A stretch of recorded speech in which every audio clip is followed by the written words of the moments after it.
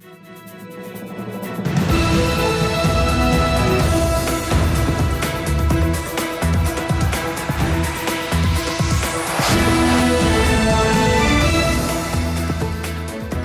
good evening. This is TV7 Israel News, broadcast to you from Jerusalem.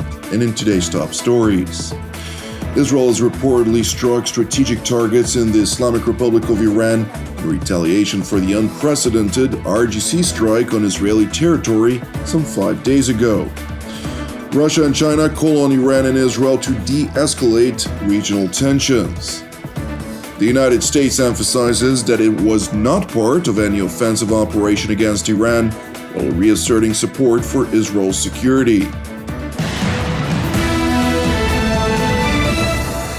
Israel has reportedly struck strategic targets in the Islamic Republic of Iran in retaliation for the unprecedented IRGC strike on Israeli territory some 5 days ago. In the lead-up to the retaliatory strike on Iran, Israeli Prime Minister Benjamin Netanyahu visited Mossad headquarters for subsequent meetings with Mossad Director David Barnea and subsequently with the Forum of Mossad Division Chiefs, during the course of which the Premier stressed that the Feast of Passover, which will be celebrated next week, is different in nature. החג הזה הוא שונה, כי קמים עלינו לכלותנו זה דבר מאוד מוחשי, מציר הרשע של איראן ושלוחותיה, כולל החמאס. ומנגד, משעבוד לגאולה זה מאוד מוחשי, כשיש לנו עדיין חטופים שמוחזקים שם במרתפי המפלצות בעזה. אנחנו מחויבים גם לנצח את ציר הטרור בעזה, גם לשחרר את החטופים וגם להדוף את האיום הכולל שבא מאיראן. הן משימות גדולות מאוד שמחייבות דבר אחד. שניים. מחייבות שני דברים. דבר ראשון שזה מחייב זה נחישות, הדבר השני שזה מחייב זה אחדות. אומות מתפוררות קודם כל מבפנים. לא מהלחץ החיצוני, אלא קודם כל מהפירוד הפנימי. והפירוד הפנימי צריך להיעלם עכשיו, משום שאנחנו תחת איום קיומי. ובאיום קיומי מאחדים כוחות ולא מפלגים אותם. זה הדבר החשוב ביותר שיש.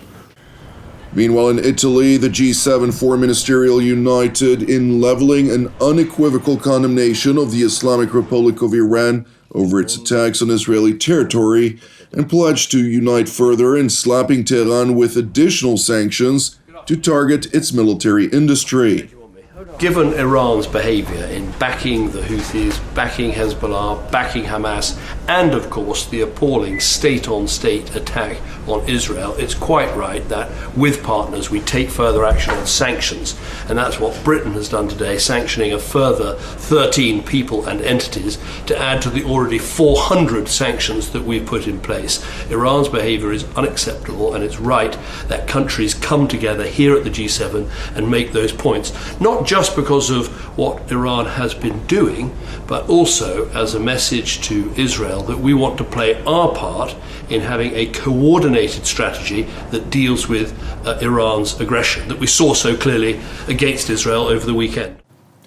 London's top diplomat further highlighted that Western aligned nations have cautioned Iran over its nuclear program. The West has had, not just the West, but of course countries around the world have had a very clear position about nuclear non-proliferation and the unacceptability of Iran having a nuclear weapon, and that remains the case today. We work through the International Atomic Energy Authority and with partners to make sure that isn't the case. The remarks by Secretary Cameron were made in response to a comment by an IRGC commander who holds the nuclear portfolio in Iran, warning that if Israel were to strike its nuclear program, Ayatollah Ali Khamenei would reevaluate his religious ruling over possessing nuclear weapons. اگر هر گونه تهدیدی به اقدامی از سوی رژیم جعلی صهیونیستی علیه تأسیسات هسته‌ای کشور به عنوان تحت فشار قرار دادن جمهوری اسلامی استفاده ابزاری کند، تجدید نظر در دکترین و سیاست‌های هسته‌ای جمهوری اسلامی به عدول از ملاحظات اعلامی. General Ahmad Hajj Talab further doubled down on his threat claiming that in the event of an Israeli strike on Iran's nuclear installations, the IRGC would respond by targeting Israel's own nuclear infrastructure. Meanwhile, in New York City, Iranian Foreign Minister Hossein Amir-Abdollahian sought to convince the international community that its blatant strike on Israel was legitimate and to persuade Jerusalem to forego its inherent right to retaliate for the belligerent launch of over 350 projectiles on its sovereign territory. و اقدام متقابل و متناسب جمهوری اسلامی ایران پایان یافته است. بنابراین باید رژیم تروریستی اسرائیل وادار گردد از تکرار هر گونه ماجراجویی نظامی علیه منافع ایران دست بردارد. مسلماً در صورت هر گونه استفاده رژیم اسرائیل از زور و تعرض به منافع ایران، جمهوری اسلامی ایران در استیفای حق ذاتی خود در دادن پاسخ آنی، قاطع و قوی به آن و پشیمان ساختن قطعی و کامل این رژیم لحظه‌ای تردید نخواهد کرد. As Tehran's top diplomat further spouted a long list of lies in an effort to justify Tehran's blatant aggression, the U.S. Deputy Ambassador to the World Body pushed back on every single deceitful claim which the Islamic Republic has been uttering as part of the Ayatollah regime's information war. And while pledging ironclad support for Israel, the American emissary further highlighted Iran's direct involvement in the multi-sector war in Israel.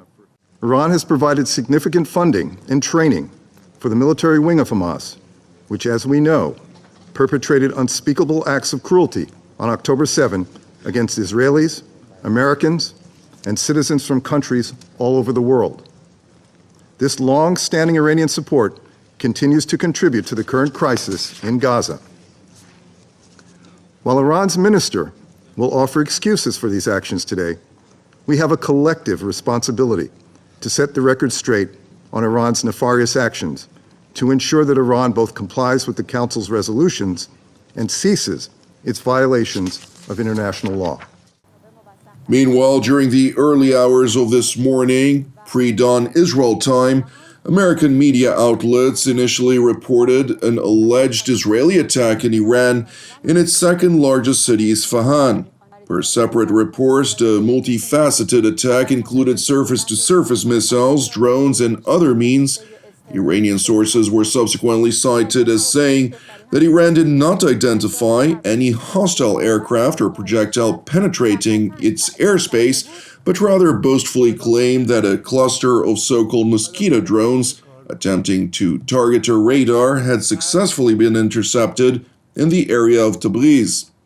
Separately, Iranian social media published on IRGC-linked media visuals of rocket alert sirens sounding in the vicinity of Isfahan airport, several kilometers from adjacent to one of Iran's core nuclear reactors. And while a long list of uncorroborated reports have flooded separate media outlets since then, two Western intelligence officials have told TV7 that only the perpetrators and the Ayatollah regime itself are privy to the scope and devastation of the attack. Moreover, the nature of the low-signature attack, which may have included a couple of diversions alongside additional strikes throughout multiple strategic locations, left Tehran the option to save face while in tandem to avoid an all-out escalation that could have far-reaching implications for the region in particular and the world at large. Meanwhile, Tehran's global allies have urged the Ayatollah regime to de-escalate. Пока, собственно, не было никаких официальных заявлений со стороны Израиля, поэтому мы эту информацию изучаем, пока считаем преждевременно давать какие-то комментарии, не понимая деталей. Но в любом случае, что бы ни было, мы по-прежнему выступаем за сдержанность сторон и за отказ от каких-либо действий, которые могут спровоцировать дальнейшую эскалацию напряженности в столь непростом регионе. 中方反对任何导致局势进一步紧张升级的行为，将继续为推动局势缓和发挥建设性作用。